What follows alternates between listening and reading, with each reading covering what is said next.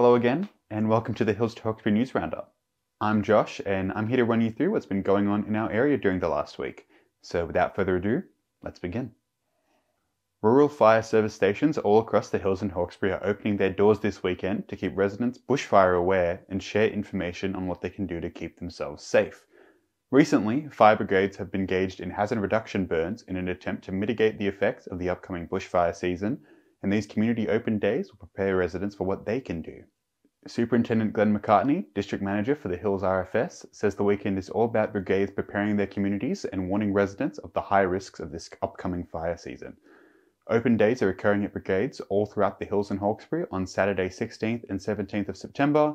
Check our website for more details. On Sunday, September 10th, the New South Wales Government announced that the Rouse Hill Hospital is due to receive an additional $400 million in funding, bringing its total budget to $700 million. The hospital, which is located at the corner of Commercial Road and Windsor Road opposite the Fiddler, will be the first new adult public hospital in more than 40 years to be built in Western Sydney. The new funding is part of a larger $3 billion budget which will bolster other hospitals across the state, delivering 600 new beds across Greater Western Sydney. The Rouse Hill Hospital is planned to have an emergency department, maternity services, ambulatory and outpatient care, and medical imaging services to provide world-class healthcare to our rapidly developing area. Sydney Water has begun upgrades worth $185 million to Richmond's wastewater network to accommodate a rapidly growing population. The upgrades, expected to create nearly 200 jobs during construction, is also estimated to double the capacity of Richmond wastewater services. A new wastewater pumping station is expected to make the aging North Richmond plant redundant and contribute positively to the economy by expanding water recycling capacity. The upgrades are expected to be completed by 2026. Concerns have been raised that the state government might increase the number of new houses planned for Cherrybrook to meet housing needs. The Cherrybrook Place strategy, which was approved in December 2022, planned for 3,200 homes to be built in the village green area of the precinct, with medium housing density up to 5 stories high allowed. However, a new initiative by the state government could see an extra 30% height and density if developers allocate 15% of their developments to affordable housing for 15 years, potentially increasing the number of residents.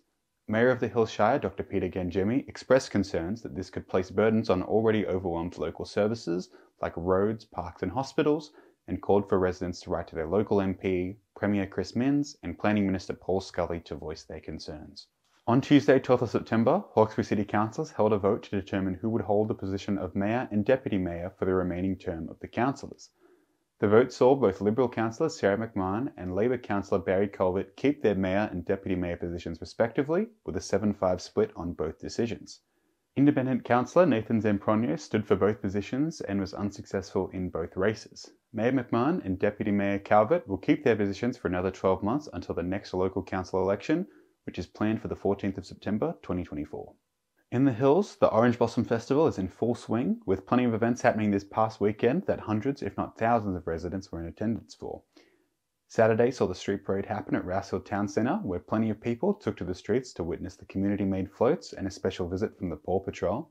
On Sunday, Castle Hill Rotary's Run for the Hills took place at Bella Vista Farm in the beautiful September sun. There, participants jogged through the picturesque farm while raising money for young people doing it tough. Also on Sunday was the Kenthurst Fair, where another parade was held alongside plenty of fun activities for the whole family, including rides and stalls. The Orange Blossom Festival continues with a slate of great events through to the end of September. Head to the OBF website to see what upcoming events you can still attend.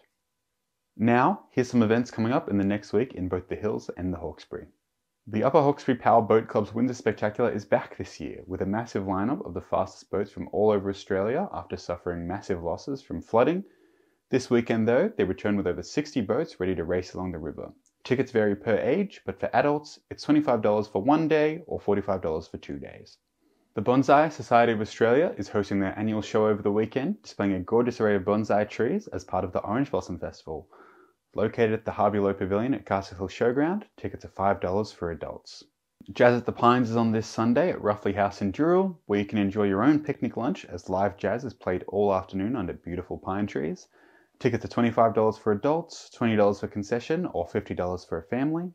Panetta Mercado at Grove Square is hosting a tasting day on Sunday, inviting local food producers to showcase their products.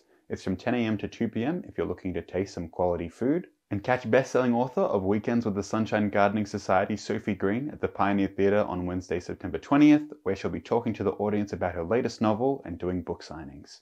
And that does it for this week's News Roundup. As always, have a fantastic week, and we'll see you next time. This is Josh, signing off.